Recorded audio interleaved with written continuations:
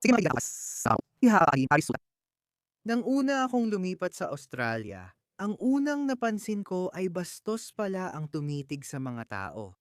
Matagal ko nang sinasabi na ang mga babaeng Muslim, pag lumipat sa kanluraning bansa, iyon agad ang dapat nilang mapansin. Hindi sila nagsasalita dahil baka mapuna mo ang sarili mong kultura sa oras na yon. Isang babaeng Muslim mula sa Pakistan o mula sa kahit anong third world na bansa, kahit mula sa India, anumang babae na lumipat sa isang kanluraning bansa. Ang unang napapansin niya ay hindi siya tinititigan ng mga tao dahil ang pagtitig ay itinuturing na bastos.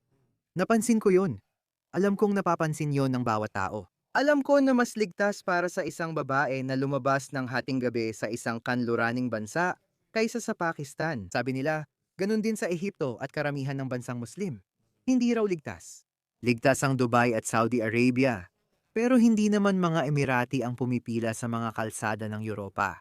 Sila ay mula sa ikatlong daigdig, gaya ng tagahilagang Aprika, Pakistani, Bengali at Indian. Medyo ironic na ang mga progresibo ang nagpapapasok ng migrante mula ikatlong daigdig na naglalagay sa panganib sa kaligtasan ng kababaihan.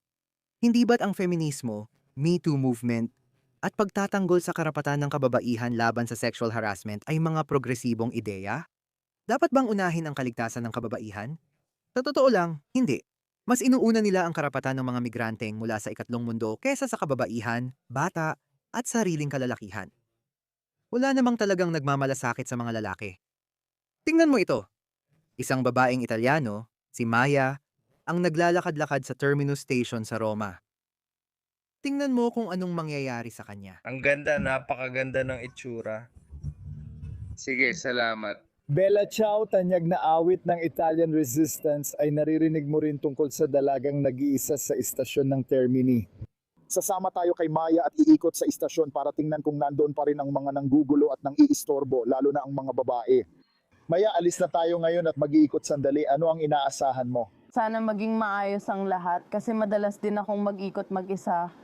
Malamang woke siyang babae at sinasabi na magiging maayos ang lahat kasi madalas akong maglakad mag-isa. Gusto ko sanang laging panatag ang loob ko. Kaya sa tingin ko, ang mga progresibong woke na babae ay dapat dalhin sa migrant hotspots sa third world. Ano tingin mo ngayon? Gusto mo bang kumalat ang mga taong ito sa ating mga bansa? Iyan ba ang gusto mo? Tingnan natin kung anong mangyayari. Tara na. Lalaki ako at natatakot ako para sa kanya. Nakapaligid na ako sa lugar na ito. Nakapunta na ako sa Roma ng 2 beses. At noong unang beses na pumunta ako sa Roma, iyon ay noong 2017. Kasama ko noon ang girlfriend ko. Bumaba siya, unang beses ko yon sa Italia at Europa. Sa totoo lang, romantisado ang tingin namin sa Europa. Yung mga batong kalsada at makikita ang mga Italyano. Masyadong romanticized ang tingin namin sa Europa. Grabe, agad na napansin ng girlfriend ko na hindi na pag-aari ng mga Italyano ang Italia. At hindi pa nga ganoon kalala noong 2017. Noon pa lang lumalala ang mga bagay. Kumusta?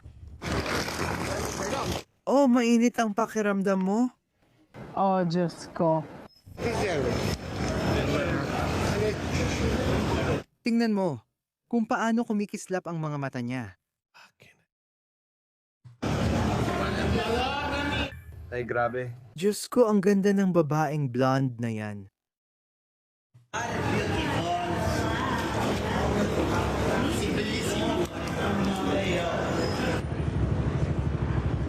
Matapang siya.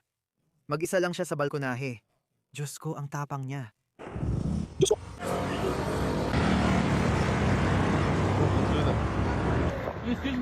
Paumanhin po. Pwede ba kitang bastusin? Pakiusap? Pwede ba? 2 minuto lang naman ito. O yung puting lalaki gumagawa rin ng kalokohan? Oh, tingnan mo. Hindi, nakayuko na siya. Kaya siguro tinitingnan niya yung mga tuta. Hindi naman niya ugali tumitig sa puwet ng iba. Maliban na lang kung ginawa niya tulad ng lalaki sa hall pass. Sabi niya, kapag kasama ko asawa ko at may paparating na sexing babae, sinisimulan ko nang tumingin sa direksyong yun. Para pag dumaan siya, makita ko na agad. At hindi ako mahuhuli ng asawa ko. Hindi ko rin akalaing ginagawa niya yun. Tingnan mo, nakatingin na siya sa direksyon na yon. Hindi pa dumadaan yung babae. Nakatingin na siya sa mga puppies. O baka naman, oo, lahat ng dumadaan. Hindi ko alam. Pero duda ako doon. Akin. Tingnan mo siya. Tingnan mo ang mga mata niya. Masama lang siyang tumitig, parang may x-ray vision. Sigurado akong iniisip niya, alam mo, yung itim na tela na yan, para sa akin, parang wala kang suot. Nakikita ko lahat. Grabe, ilabas mo na. Ewan ko. Mga babae, sigurado akong ayaw nyo nun, di ba? Yan ang sabi sa amin. Sinabihan kami, huwag tumitig. Huwag gumalaw ng masama, parang kami pa ang mali. Sige, tapos magdadala pa kayo ng mga taong bastos. Oo,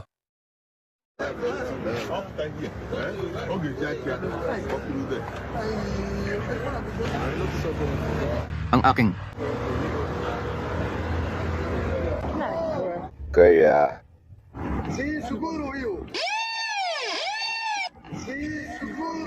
Pwede ba kitang hubaran? Huwag kang mag-alala tungkol dito. Ang kailangan mo lang gawin ay umupo dyan. At ako na ang bahala sa lahat.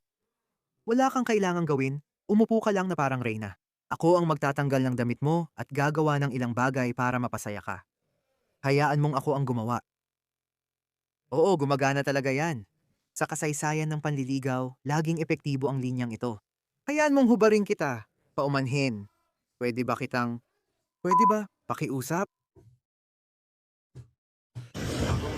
Hindi ko lang talaga maintindihan kung ano ang pumapasok sa mga ito. Tingnan mo, lalaki ako.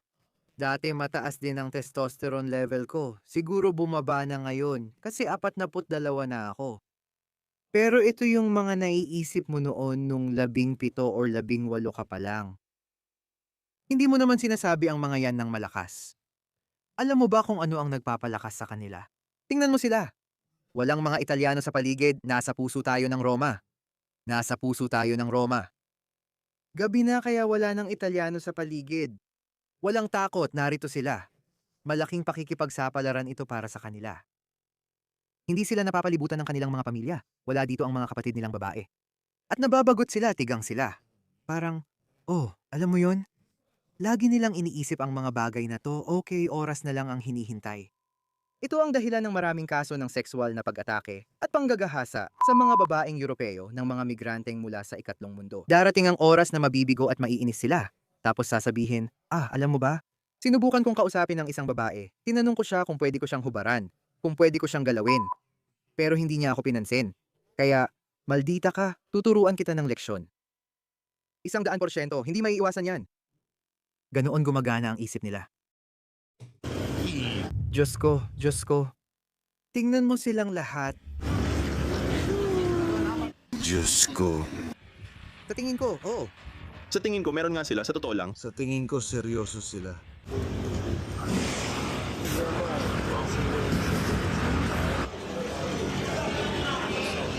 Oh, umupo ka dito sa tabi ko at sabayan mo akong mag-lunch.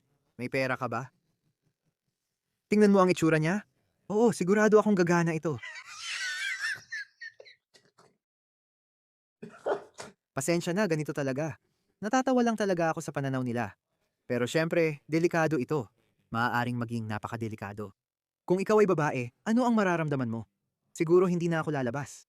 Hindi talaga ako lalabas. Siguro eksperimento lang niya yon. Nakikita mo bang maraming babae? Natatakot ba sila? Anong uri ng bansang nagawa nila para sa mga tao? Gayong 20 hanggang 30 taon na ang lumipas at ibang-iba noon ang mundo. Ako ay...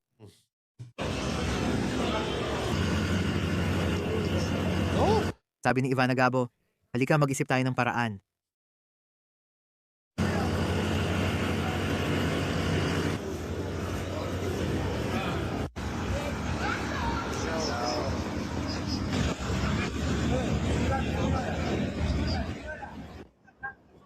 Tingnan mo ito sa... Oh, Nag-aalala talaga siya. No, no. No, no, grazie. No. No. No. Hindi. Basta. sige Maya, kumusta ang lakad na yon at ano ang naramdaman mo? Sa totoo lang, mas mataas ang inaasahan ko. Oh, sa totoo lang, mas mataas talaga ang inaasahan ko. Talaga ba? Gising ka na ba, babae? Talaga ba? Yung kibir. Dahil sa dami ng komento at masamang tingin, Akala ko pantay-pantay lahat ng lalaki. Pero mas magaling pala ang mga migranteng lalaki. Dapat dalhin lahat ng mga woke na babae sa grand tour na to sa mga hotspot ng third world migrants. Maraming komento at masamang tingin ang naranasan namin. Sa bawat hakbang na ginagawa ko, nararamdaman ko ang pagtaas ng aking kaba, lalo na dahil sa lahat ng taong patuloy na nanghaharas. Maswerte ka na salita lang ang inabot mo, napakaswerte mo talaga. Siguro mga alas 8 o alas 9 pa lang ito ng gabi. Maaga pa sa gabi, subukan mong gawin. Yan ng 1:00 ng madaling araw, gawin mo ng alas 2 ng madaling araw. Malalaman natin agad, hindi lang salita ang aabutin mo. Lahat salita lang, gusto ko sanang maramdaman na malaya akong magsuot ng gusto ko kung paano ko gusto. Gusto kong maramdaman na malaya akong magsuot ng gusto ko kahit saan at nire-respeto pa rin ako. Alam mo ba, sabi nila, 100% sigurado ka raw. Kung tanungin mo sila, sasabihin nilang inakala nilang prostitute siya. Kapag lumabas ka na nakalugay ang buhok at masisikip ang suot na damit na kita ang puwetan, iniisip ng iba na pokpok ka. At kabaligtaran naman, ang turo sa atin ay kahit pa isa siyang prostitute, wala kang karapatang bastusin siya, sexual man o sa salita. Wala kang karapatan. Kita mo ang pagkakaiba ng turo. Hindi dahil magkaiba tayo ng ari. Hindi rin ito dahil sa dami o kaunting pagnanasa natin. Lahat tayo ay lalaki rin sa huli. Pero iba-iba ang kulturang kinalakihan natin. Kaya ganon. Kaya mahalaga ang kultura. Kung magdadala ka ng tao mula sa third world na kultura na iba ang asal, huwag asahan na kikilos sila gaya ng mga ordinaryong Juan at Tomas. Gusto ko na igalang ang mga gusto ko kahit anong sitwasyon. Pero sino ang magsasabi sa mga babaeng ito? At saka, hindi lang naman mga babae ang biktima nila. Sige, tingnan mo ito. May batang Aleman na binugbog ng grupo ng migranteng mula ikatlong mundo. Pero hindi ko pwedeng ipalabas ang video dahil magagalit kayo at sasabihin bakit ko ito pinapakita kung nakablur rin. Wala akong magagawa, bawal ito sa YouTube.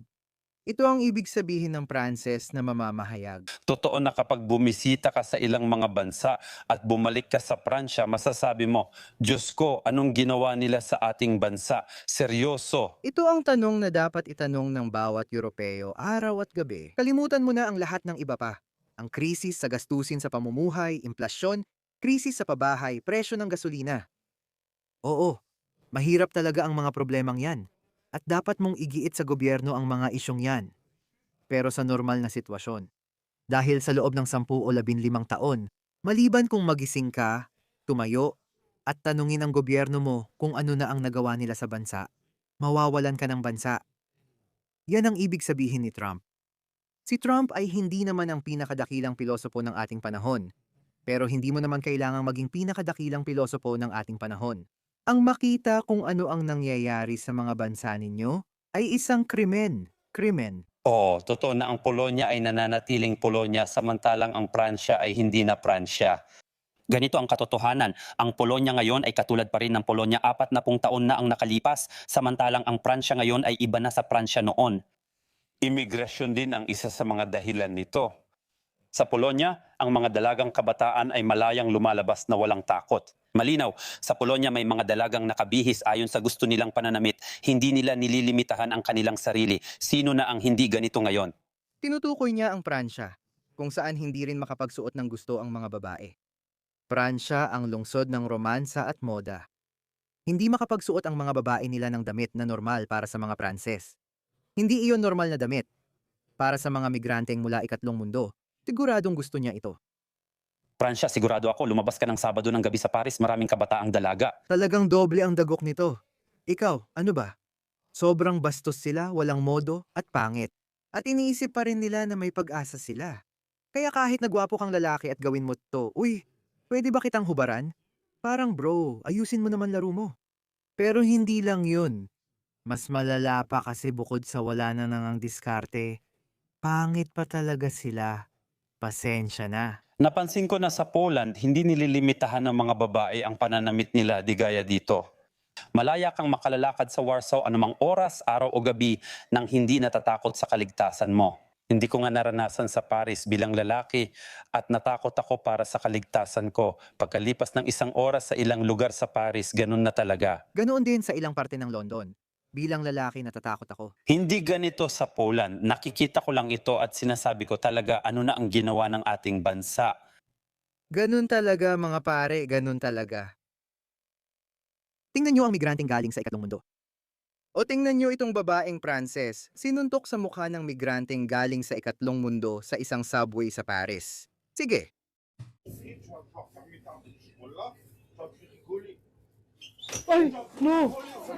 buti na lang sinagip siya ng lalaking Pranses. Hindi siya nakialam noon, pero tingnan nyo, isang Pranses ang nagligtas sa kanya. Malupit siyang sinampal ng Algerian na yon. Tingnan nyo ito, isa pang babaeng Pranses. Ito ay isang lalaking Pakistani. Tingnan nyo siya. Iniiwasan nila. Tingnan nyo siya kung paano siya tumingin sa kanya. Diyos ko, tingnan nyo. Hinahawakan niya siya. Hinahawakan niya siya. Grabe. Ang bastos nilang hayop. Alam mo? Sa Pakistan, hindi sila pinapasakay ng bus. Pero nandito sila ngayon. Pakinggan mo kung ano ang sasabihin niya. Kayo, ilan sa inyo ang magsasabi sa akin kung bakit hindi ninyo pinalitan ang inyong pwesto? Hindi ko alam kung ugali nga ito, pero may ganito talaga akong ugali. Oh, pero hindi ako nakapagsalita noon. Natulala ako sa isang sandali. Hinawakan niya ako. Hinawakan niya ang binti ko. Gusto ko sanang sumigaw, parang, hoy, anong ginagawa mo? Pero hindi ko magawa. Nangako ako sa sarili ko nun. Nanigas ang katawan ko, grabe. Pero sa ganitong sitwasyon, kailangan mong hindi ipakita ang takot. Pero sobrang hirap kasi sila promise, lalo lang silang ginaganahan kapag ganun. Sobrang takot. Sobrang takot. Tingnan mo to. Tingnan mo to. Anong ginawa nyo sa bansa nyo? Naging sibilisado kayo para dito?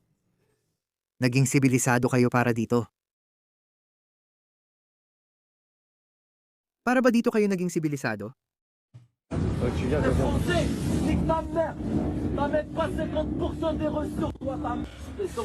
Sino ang makakalimot dito? Tingnan nyo siya. May video akong ginawa tungkol dyan. Panoorin nyo. Binibidyo niya. Diyos ko.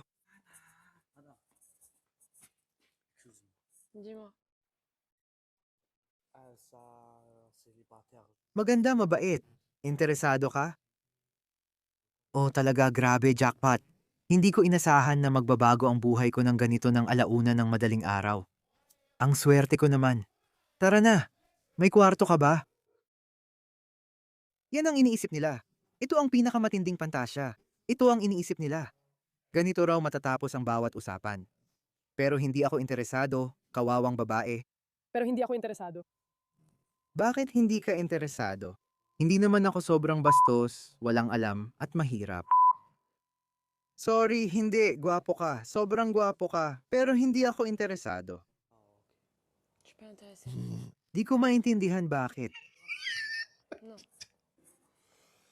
Yan ay isang bagay na kakagawa ko lang. Mga 30 segundo pa lang ang nakalipas, ginawa ko rin ito sa susunod na lalaking lumapit sa akin. Ginawa ko ito dahil may lalaking lumapit sa akin, kaya nagsimula akong mag-video. Kinuha niya ang telepono ko, sinimulan niyang ihagis ito sa sahig.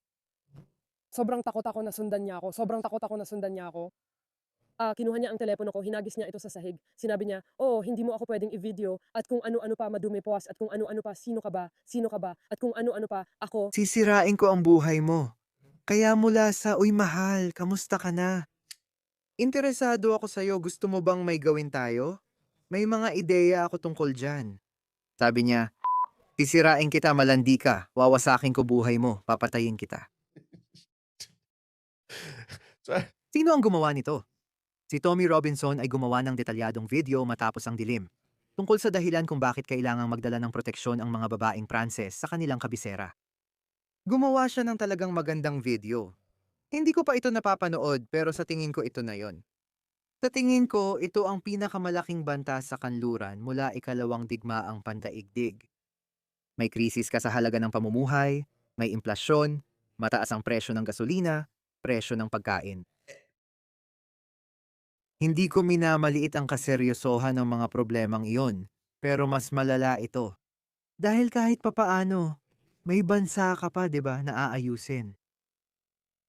Kung magpapatuloy ang mga bagay gaya ng nangyayari ngayon, tulad ng nangyari sa Espanya, at pati na rin sa Pransya, na parang Espanya rin. Malapit ng payagan bumoto ang mga kriminal at ilegal na migrante, magkakaroon na sila ng karapatang bumoto.